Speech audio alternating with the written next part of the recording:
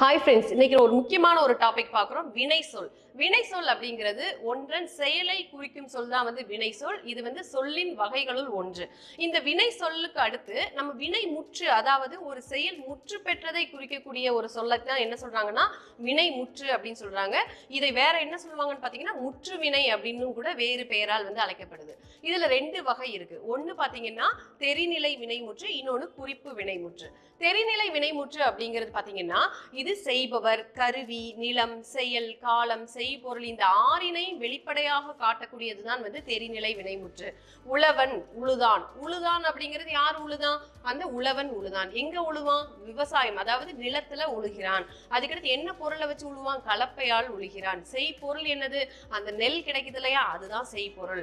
கருவி கலப்பை. காலம் ஏற்கனவே உழுதுட்டான், அப்போ இறந்த காலம். அப்போ ஆறினையும் வெளிப்படையாக காட்டுவது தெரிநிலை வினைமுற்று. அதுக்கடுத்து இன்னொரு வகை என்னது? குறிப்பு வினைமுற்று. குறிப்பு வினைமுற்று அப்படிங்கிறது குறிப்பினால் ஒரு செயலை உணர்த்தக்கூடியது.